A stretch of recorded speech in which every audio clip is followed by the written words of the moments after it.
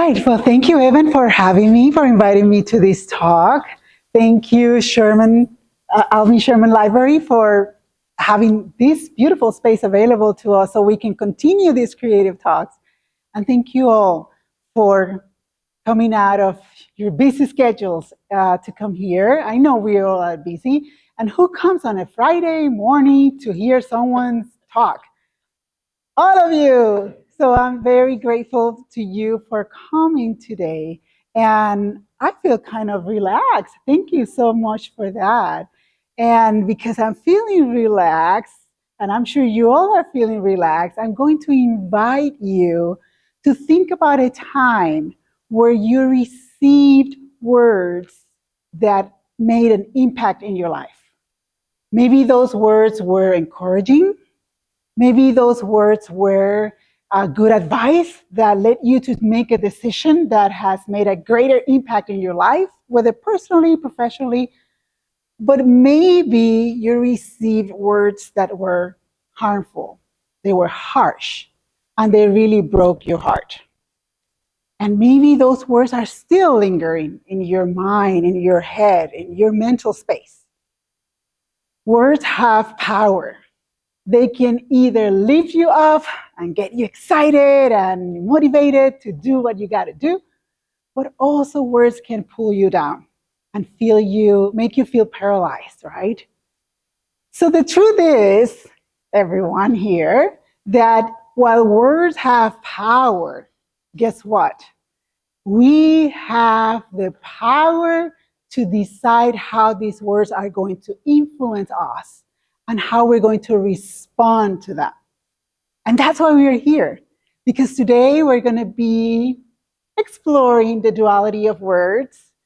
I'm going to be sharing with you how words have shaped my journey and led me to where I am today. And finally, I'm going to be sharing with you the 3 lessons I learned throughout this journey. So you learn how to turn those harsh, mean words into the fuel you need to grow, to succeed, and become a better person. Does that sound like a plan?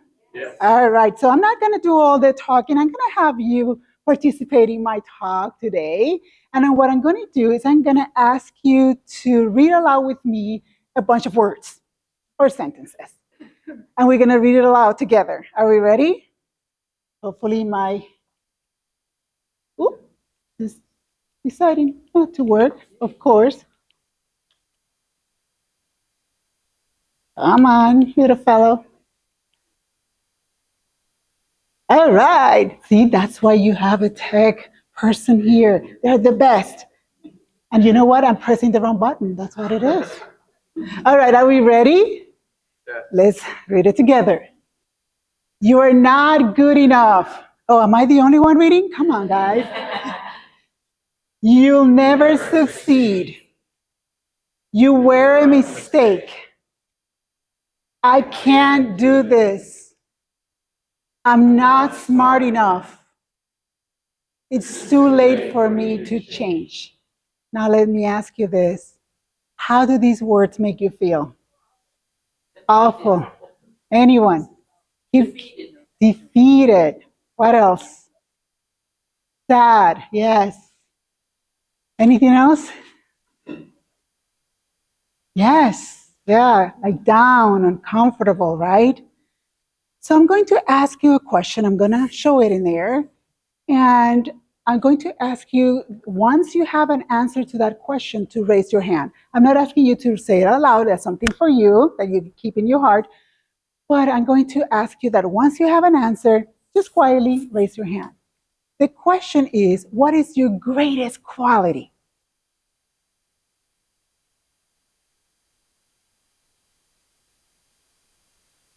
All right.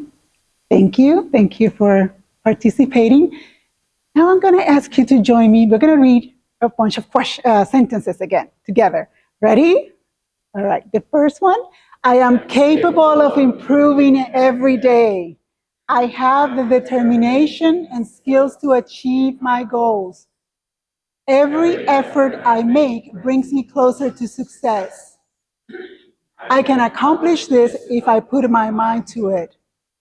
I can learn with dedication and effort. I can make positive changes in my life. So once again, I'm going to show you a question. Once you have an answer, raise your hand. Oh, before I do that, let me ask you, how do you feel now? Yeah, I brought you back from that hole. Yes, yes, right? That's good, that's good. And the question is, what is one area you want to be better at? Raise your hand when you have an answer. Wow. So how many of you felt a delayed response to the first set of sentences, to the first question? You felt a delayed response. It took you a little longer to respond to the first question, right? Yes, powered words have a lot of power over us. And the thing is, oh no, I'm pressing too many buttons at once. The thing is that words have the potential to either lift us up and help us feel good, and based on how we feel, we are ready to make better decisions, right? And to take action. Because when we feel sad, when we feel upset, when we are frustrated, the likelihood that we're going to make a good decision is very, very slim. Whereas when we feel good, we feel empowered, we become like go-getters, the likelihood that we're going to make a good decision is greater. But yeah, they do have that power, and they affect both our internal dialogues and our external interactions. Like when you are not feeling well, and if I come to you and want to talk about like rainbows and unicorns, you're going to be like, back off, lady. But if you're in a good mood, guess what? You're going to be like, yeah, I want one of those rainbows and one of those unicorns, right? So words are very, very, very powerful. So why I keep on pressing the wrong button, guys? I'm so sorry. And I've been using this for quite a long time.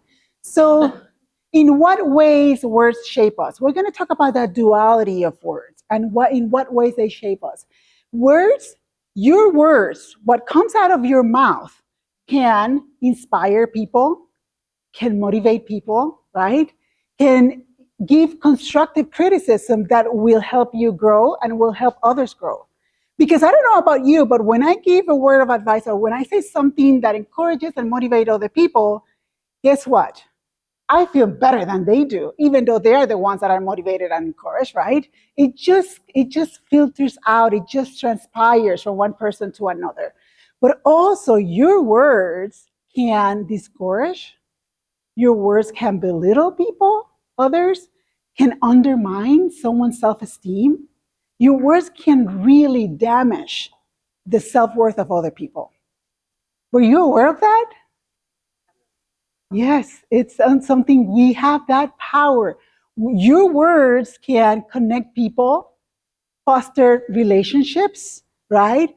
Build a strong support system, but your words can create misunderstandings, can really start conflicts, gossip, right? And can drive people apart. Your words, each of you, and my words, I'm included there, our words, I should put our words in there. And our words can affirm beliefs, values, can create potential, or can motivate, encourage potential, but also our words can create limiting beliefs, right? Self-doubt, right? Our words are that powerful.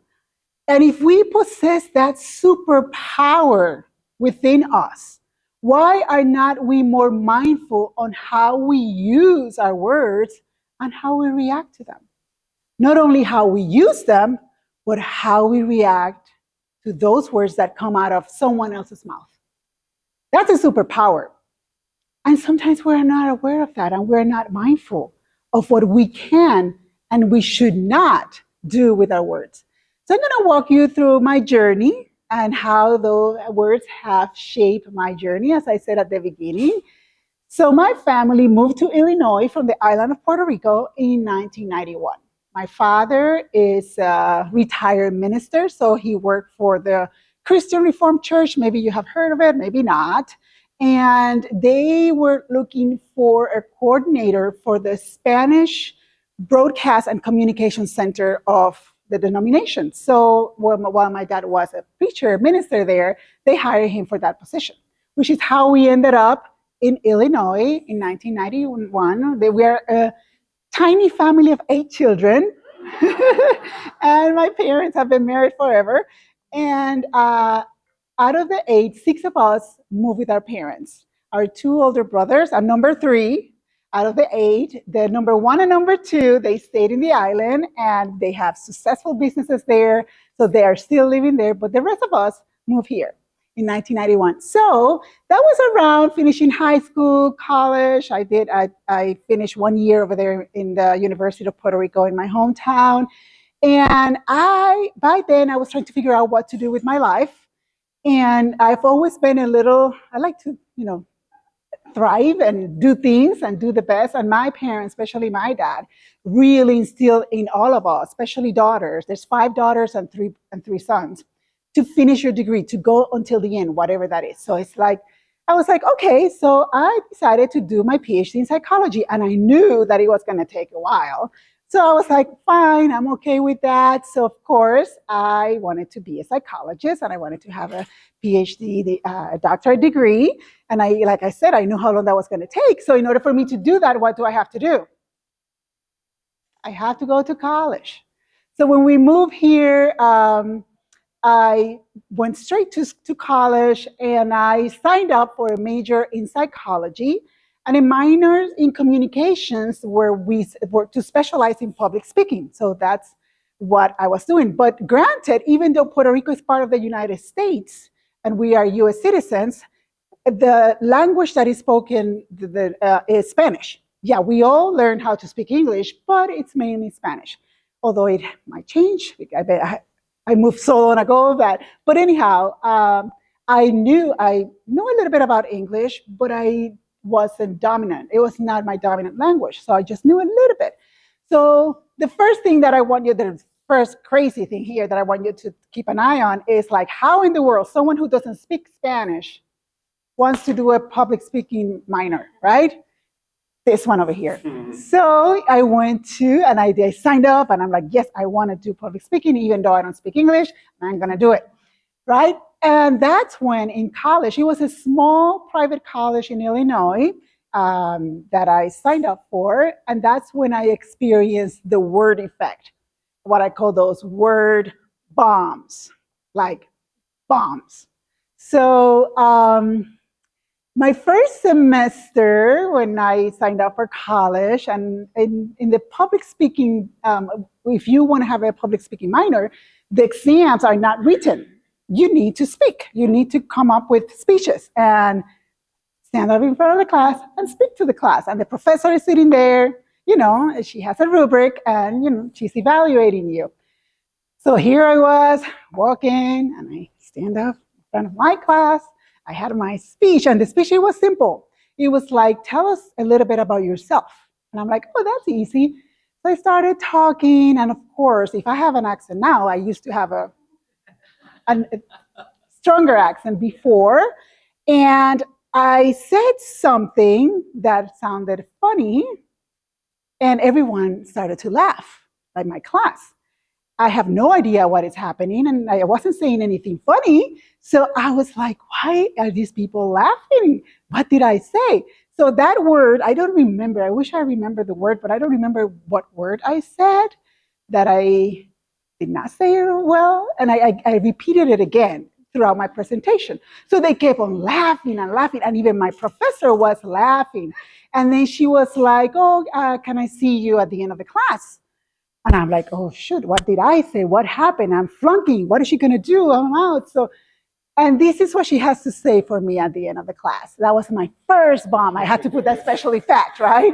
It's like, look, people with accents struggle with public speaking, and they are hard to understand, and no one wants to hear an accent. Are you sure you want to commit to a minor in public speaking?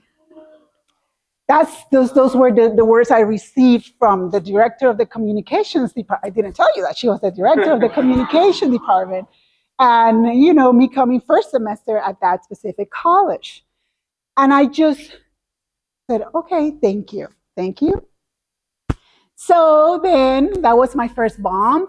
Are you ready for my second bomb? And it's going to have that special effect as well. So my last year in psychology, I was doing my major in psychology. My last year, I had to take this class that is called psychoeducational evaluation and assessment.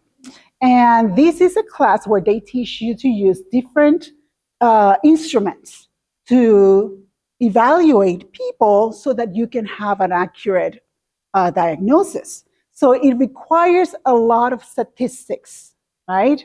You need to know statistics very well because you have to determine whether it's a significant difference between your scores, and it has to do with what are the confidence interval of the scores that you are receiving, and if that is high enough to provide that diagnosis. And these assessment tools are very complex. And I was in heaven. Believe it or not, I was in heaven. I love that class, due to that class, I decided to work with children. I love that class, and I was so excited about that class. So we had the test. That one you really have to take tests, and you also have to administer the assessment to one another, and the professor is observing you, and then you take that, bring it back with your diagnosis and your recommendations and so forth. And I thought I was doing well. I was loving it. So the last day was an actual final exam, a written exam. So that professor, she says to me, I want to talk to you at the end of the class. And I'm like, okay, I heard that before. Hopefully it's good. And this is, I'm paraphrasing, this is what she has to say. Psychology is a demanding discipline that takes a long time to finish. You need to complete a PhD to practice, and I honestly think you can do this. Why don't you try a shorter, simpler career?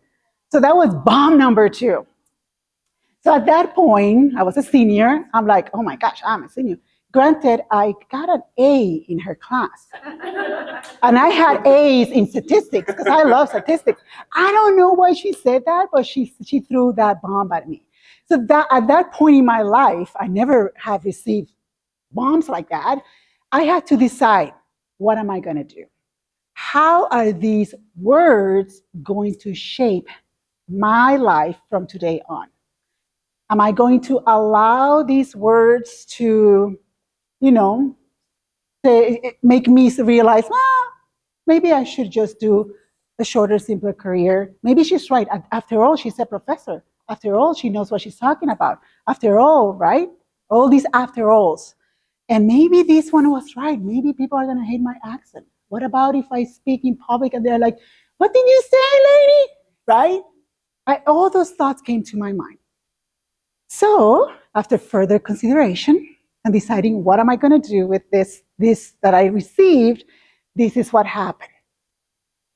I'm going to tell you how these words shaped my journey. And believe me, this is not to boast. This is just to prove how your decision is going to determine where you're going, not what people tell you. So this is what happened. In 2009, I received my PhD in psychology. And it was funny because my oldest son is here. And during my graduation, he was upset because I didn't give him a chocolate chip cookie, and he threw a tantrum in my graduation. This one over here. But now he's very happy that I finished my doctorate. I practiced as a psychologist, and I taught in higher education. Guess what I taught? Counseling, statistics, psychoeducational assessment, all that she claimed that it was too hard for me. My husband and I, we started the Art NXT Level Program that Evan shared a little bit about you. It's a platform for artists to help them develop their art career. And we provide wellness support, which is what I do. Everything else my husband does. Sergio over here. We also open a gallery, 33 Contemporary Gallery. And because of these 2 businesses, this is what I do. Speaking engagements, I'm here, right? Workshops, presentations, weekly wellness support.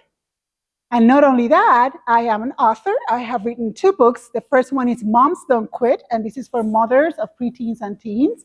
I provide a ton of advice to help you maintain a healthy relationship with your children and discipline them in a mindful way.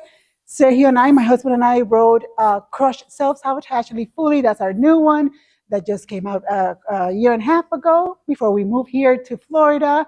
And I'm working on a third one that is coming up soon. So speaking of communication, right? Thank you, thank you. But it's not just so you understand that it's your choice to decide how you're going to absorb those words that are told to you. Oh, and I forgot, I have my own brand. I do one-on-one coaching and consulting for parents and artists. And I also do parenting workshops and parenting programs because I love that. And to do workshops and parenting programs, you need a public speaking, degree or experience. And my psychology, I use it in all these different things.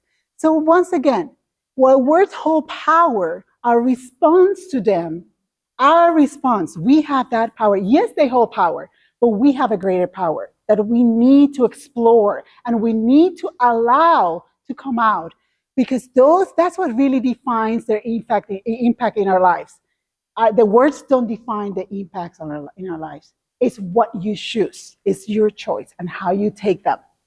So how should we respond to toxic words? These are the 3 lessons I've learned, and I'm sure all of you are like, okay, pick me, I want to know, right? So the first lesson I learned is to reaffirm your self-worth and values. When someone comes to you and tells you these things, that you're not good enough, that you're not smart enough, that, oh, art is not a real career. Why are you call yourself an artist? What is that? When you get that, or when you are struggling with something and someone tells you, oh, well, this is how you are, look at your tendencies, right? When you get all those negative, harsh comments, the first thing is to reaffirm your self-worth. I want you to stay grounded. Don't let those words shake you, but stay grounded. And it's important that you use those negative words as an opportunity to reaffirm your worth, to reaffirm your core values. In other words, to tell yourself, start that inner dialogue, that internal dialogue. Tell yourself like, no, that's not true. No, I'm not going to take that. No, go away with your hateful speech, go somewhere else. Start telling that to yourself, right? It's the first thing. And ask yourself, are these words a true reflection of your values, of your capabilities? Are they really a true reflection of this? And probably, if you're grounded, you're going to say, no. They hurt, and you're probably, doubting yourself, but you got to tell yourself, no, this is not. This is your opinion. This is what you think. And who cares what you think, right? But opinions, these type of words are a difference in perspective. And this is something that I want you to ingrain in your head. Of people's opinions, it doesn't matter if they are in authority. It doesn't matter, honestly, if they are close people, significant others, parents. When they're toxic, they're their opinion. Honestly, and I have always say, people that care about you authentically, they're not going to throw those bombs at you, right? And of course, we're all humans and we can kind of say things that we don't mean, but they're not going to linger, right? So these words, the opinions are a difference in perspective, not a reflection of your worth. And I want you to tell that to yourself. When you hear these harsh, negative, toxic words, remind yourself that's her opinion, that's her perspective, but that's not a reflection. It's almost like a shield that you put on and wear. It's not a reflection. So every time those words come to you, they can bounce back to whoever gave you those words. Another thing is to practice self-compassion and protect yourself. Self-compassion is so hard for most of us. And I'm including myself.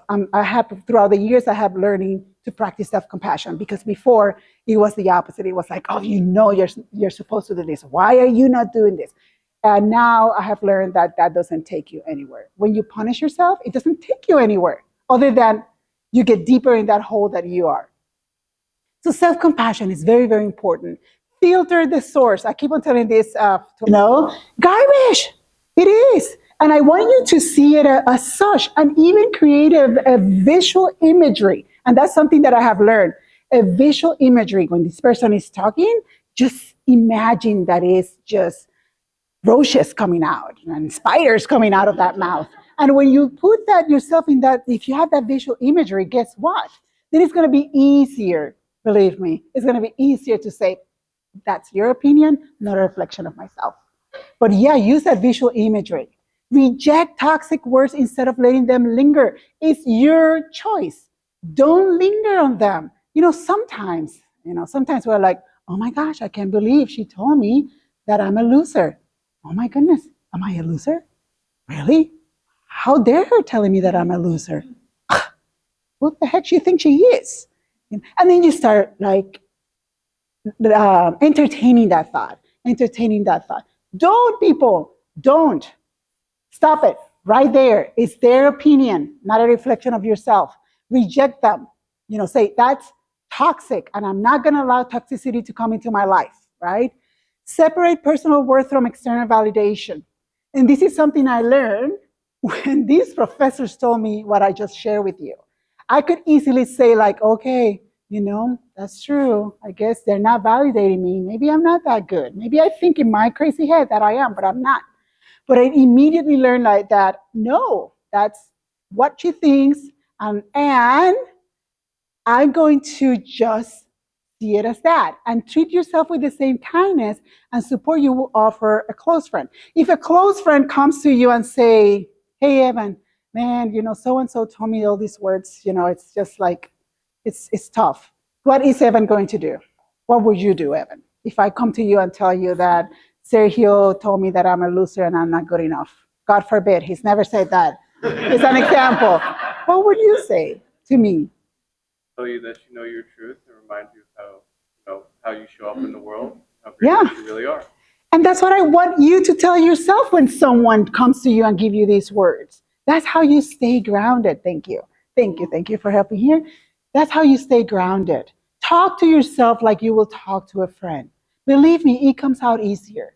If the spotlight is you and your misery, then you're gonna get stuck in there. So put the spotlight on someone else that you really care about, and imagine that person is telling you the same thing, and think about what kind of words you will share with them. And get up, put yourself in front of a mirror, and tell yourself those words.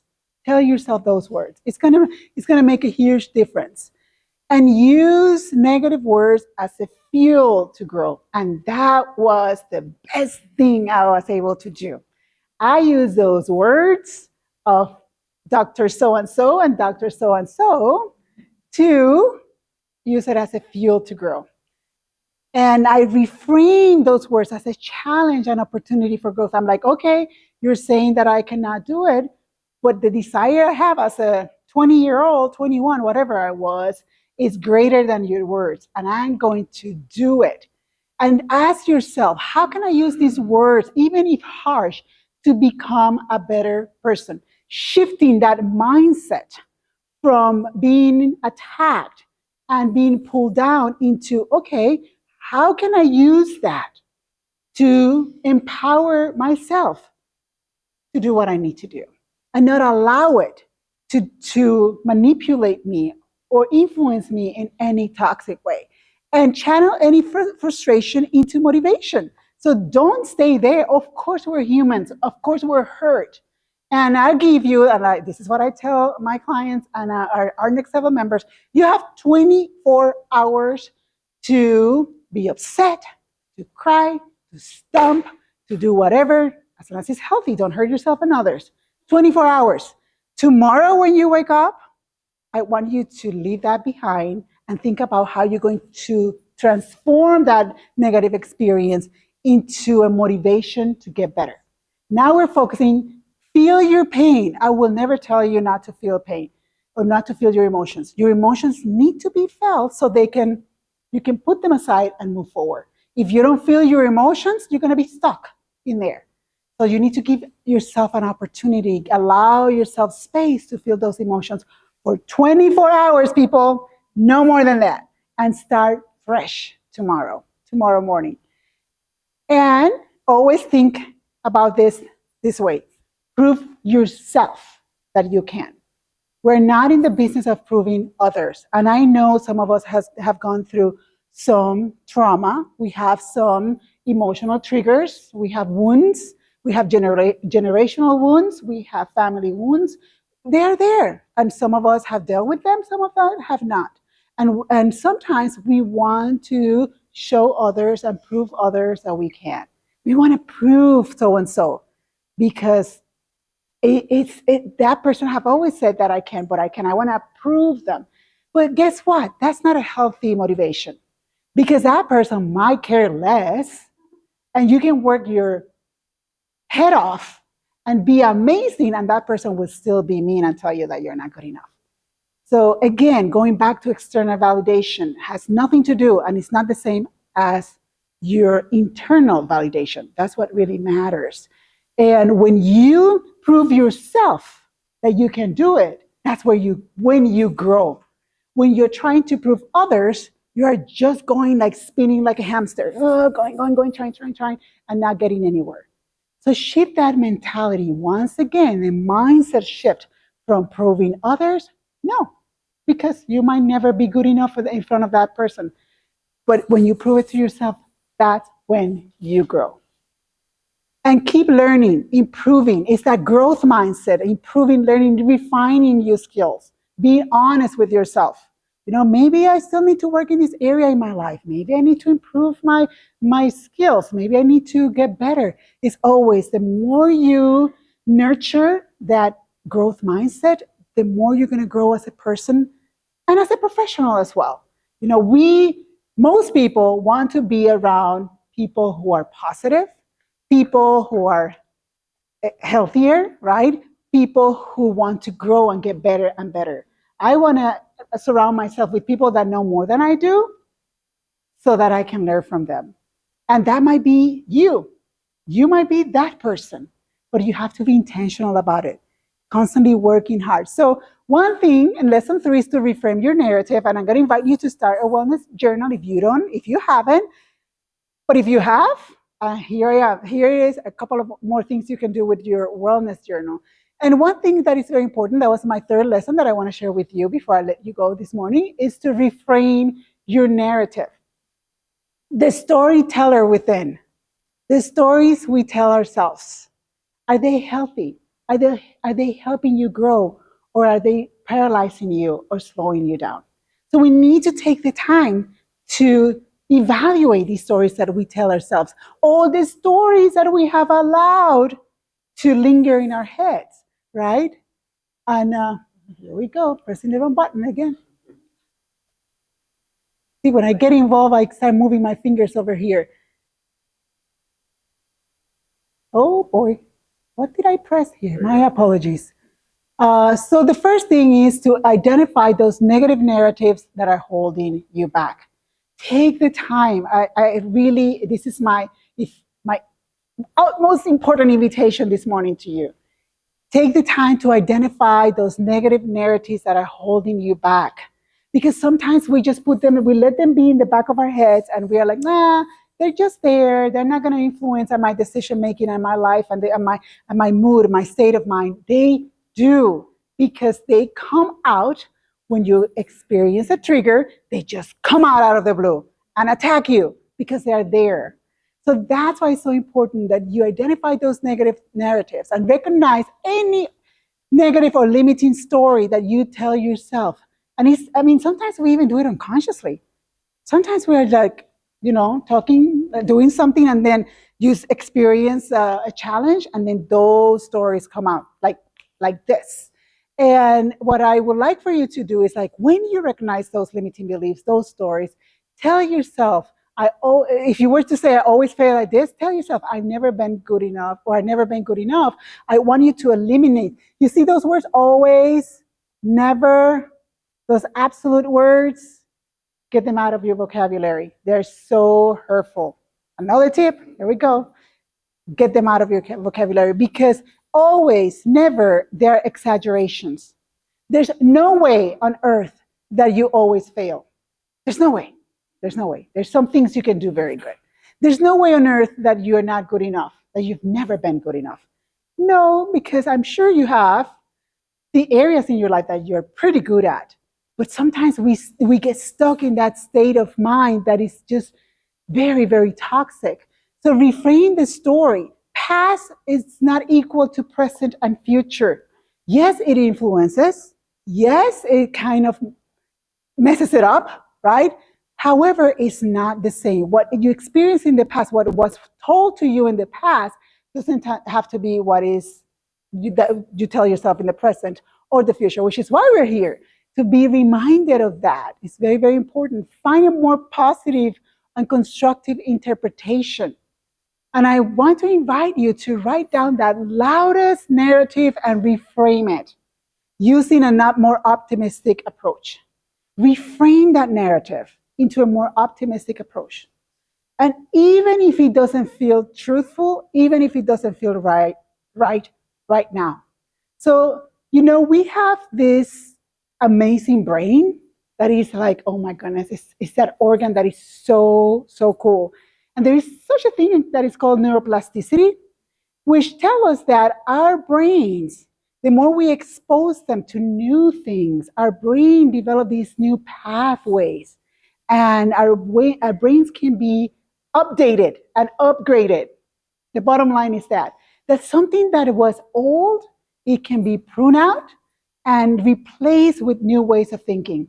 And it doesn't matter that if you are 15, 25, 30, 19, 90, we're never old enough to learn and to change because of neuroplasticity.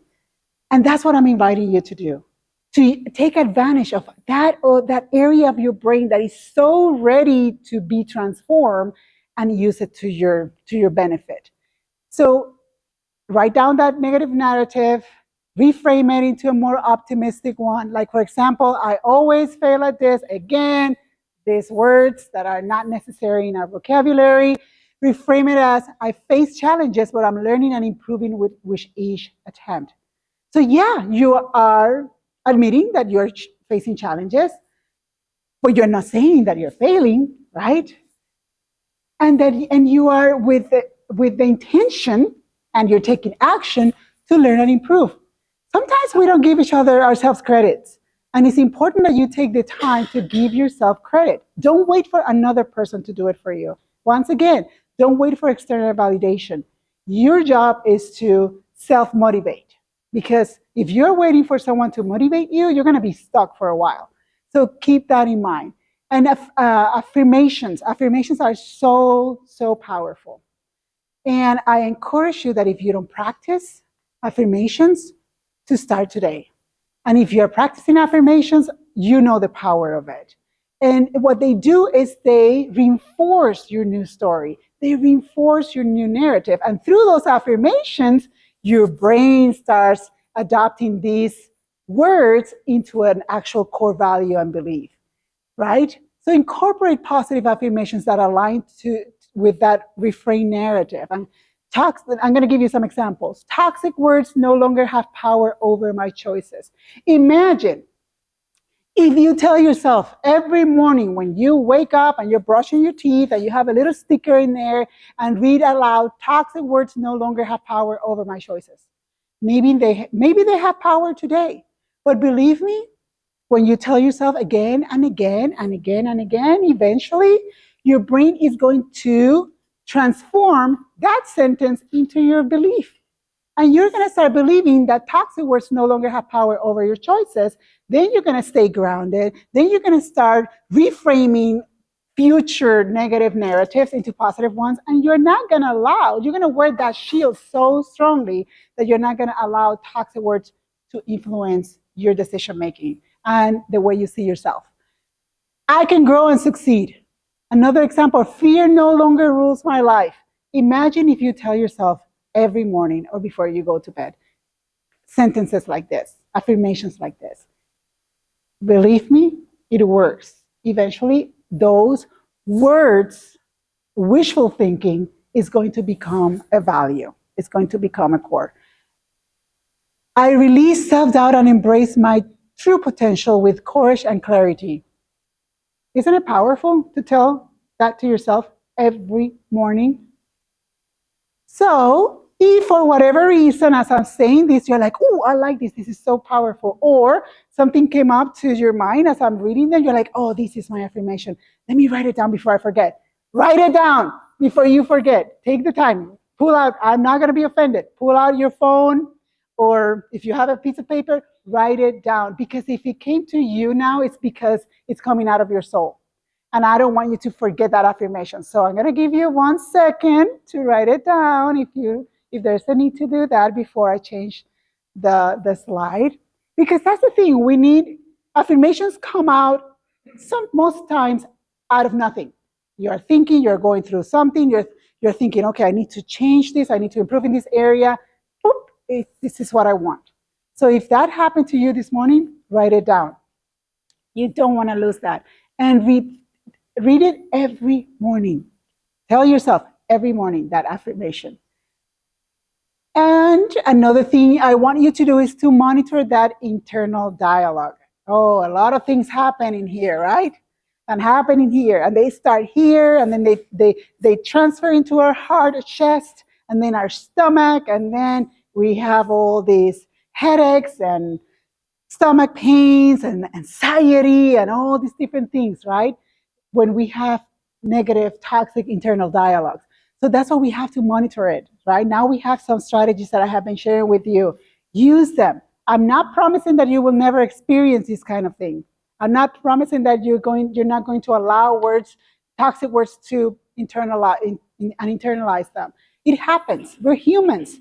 But that's when, now that we're more mindful about it, we stop ourselves and we're like, wait a minute. You have no space in this space. You stay there. You stay with the source that came from. So keep replacing. This is an ongoing, lifelong learning. Keep replacing those words. Limit those limiting self-talks.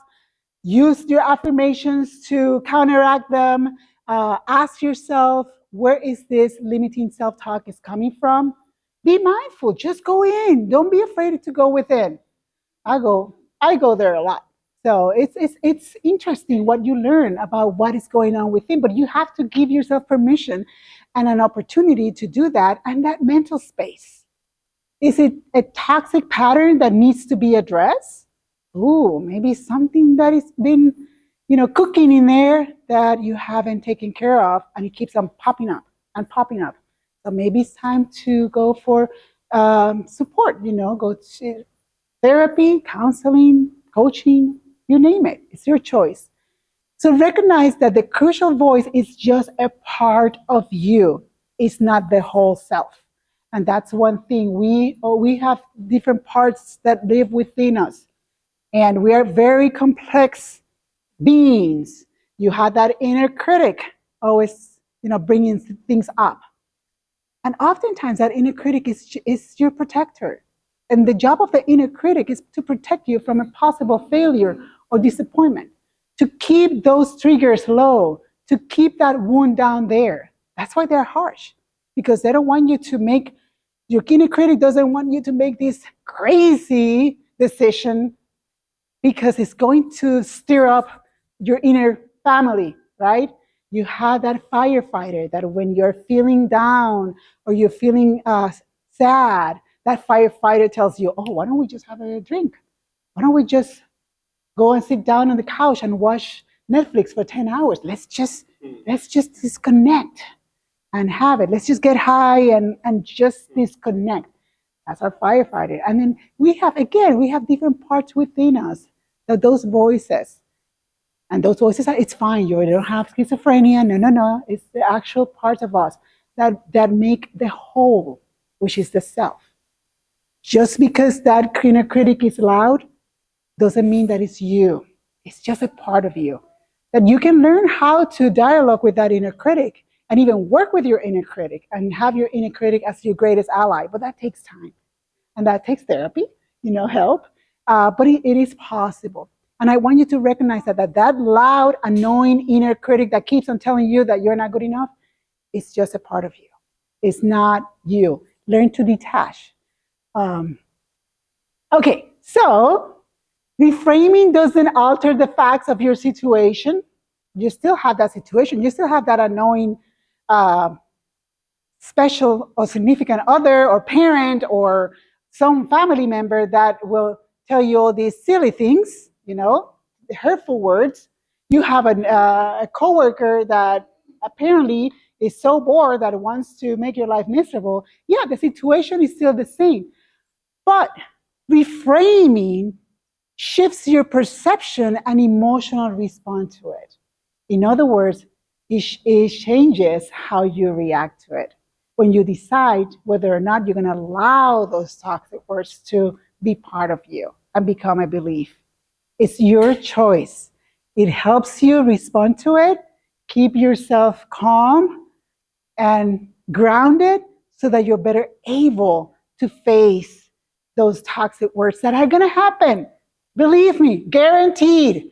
Someone is going to put something in social media, a hateful comment that you're like, what? You don't even know who I am. How dare you saying that about me? It's going to happen.